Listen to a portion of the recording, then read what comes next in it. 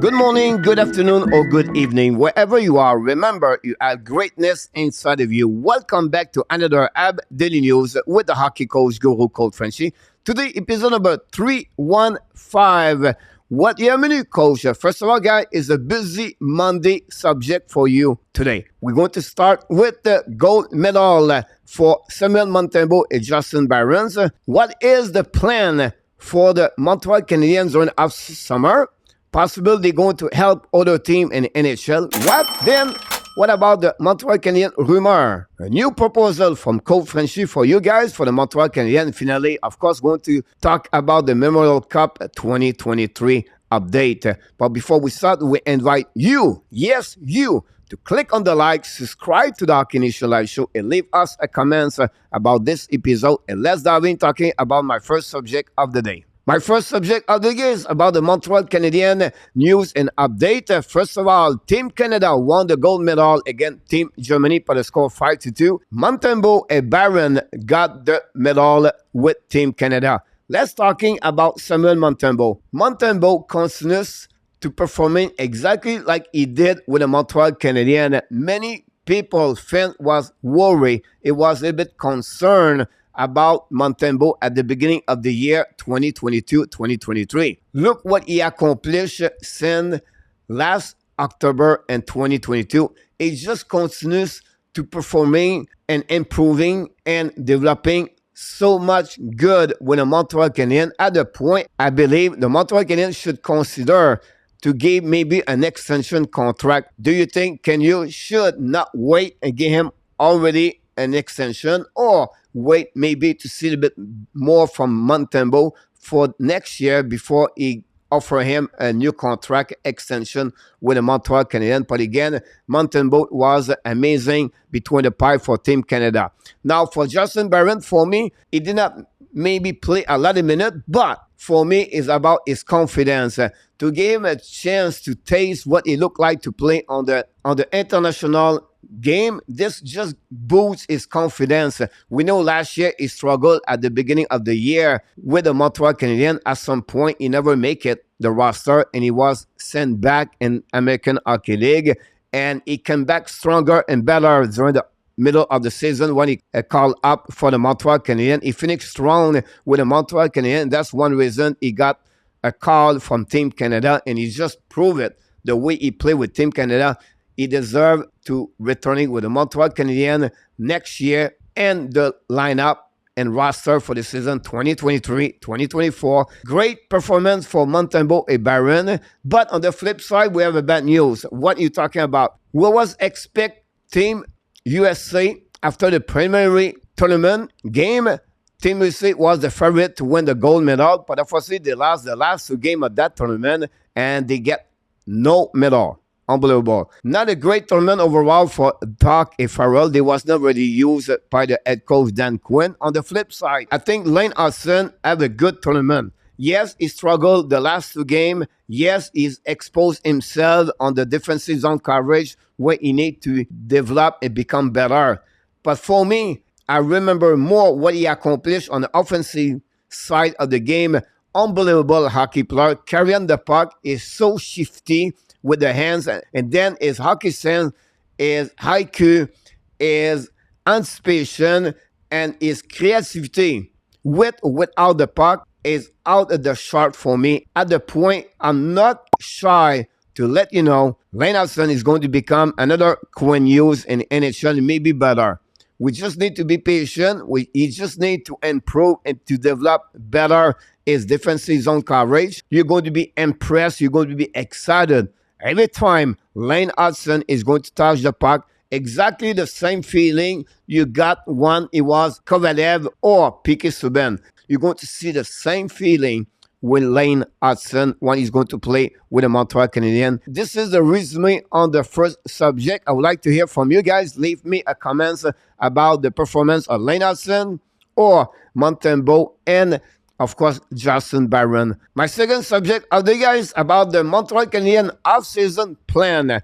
And last episode, I was talking about the salary cap. Some of you was a little bit confusing, so I want to explain a little bit more what's happening. First of all, the Montreal Canadiens are under the salary cap at $9.3 million. This situation is getting better and better with Carey Price, guys, with the 9.3. If you put Carey Price on the long-term injury reserve, that gave Montreal Canadiens $19.8 million more under the salary cap. This gave a lot of flexibility for Canucks to do something in the next couple weeks.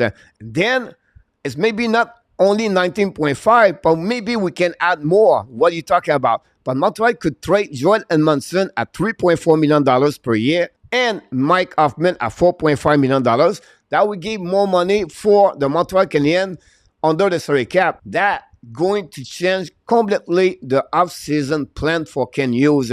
Why? Because Montreal Canadiens are become now a team can get some phone call for other teams where they struggle with the salary cap. Many teams right now have many players to sign for the upcoming season, and they are really close at the salary cap. That will helping the Montreal Canadiens maybe in long term. Remember last year, first of all, guys, Montreal Canadiens make a trade for Sean Moyen plus a first-round pick for the Calgary Flames. This is an option you have to consider Montreal Canadiens could do again for the upcoming weeks and fun of Canucks.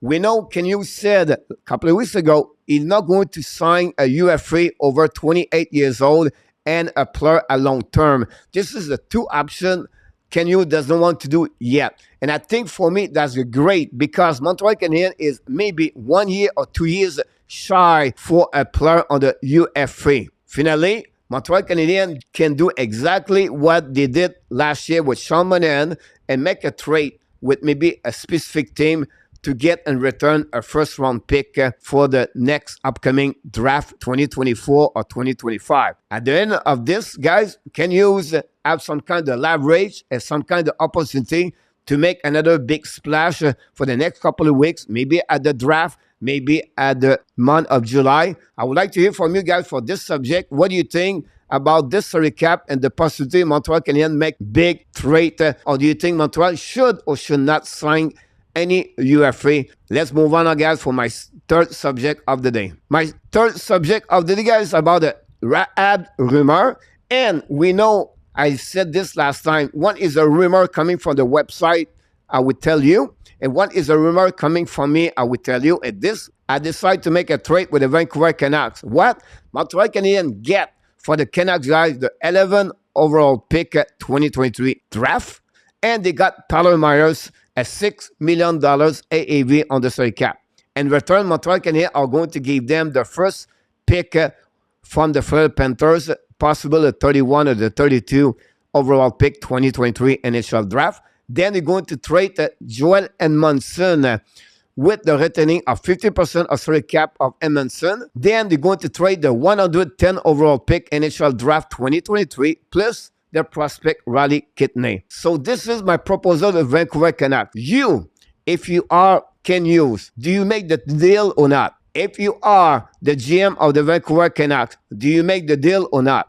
Let me comments about that trade. Do you think this is benefit for both teams, or this have no sense for the Montreal Canadiens or no sense to Vancouver Canucks to do that? Remember, guys, the Vancouver Canucks struggling right now with the salary cap, and they need to trade at least one or two players from the roster to open up more salary cap for the upcoming season. Don't forget, guys, to leave us a comments about this subject, the Habs rumor. And let's move on now, guys, for the last subject of the day. My last subject of the day is a quick one, guys. It's about the Memorial Cup 2023. Yesterday, the Kamloops destroyed the Peterborough by the score at 10-2. Unfortunately for Owen Beck, this possible to be the end of the tournament because the Peterborough lost the first two games of the tournament. And tonight, the Quebec Remparts play against the Seattle Thunderbird. Possible this game tonight could become the final game of this tournament. I would not be shocked to see both teams returning and play for the Memorial Cup trophy at the end of this tournament. Now, the standing after a couple of games is the Seattle Thunderbird and the Quebec Remparts lead the tournament with 2 points after one game. The Kamloops are 2 points, but they've already played two games. They win the last game against Peterborough, and they lost the opening tournament against the Quebec Remparts. And finally, Peterborough lost against Kamloops last night, and the first game was the Seattle Thunderbird. So that's conclude, guys. All the update we're going to provide you every single day. All the update you need to know what's going on with the Memorial Cup 2023. That's conclude, guys. All the subject we have on this busy Ab Daily News.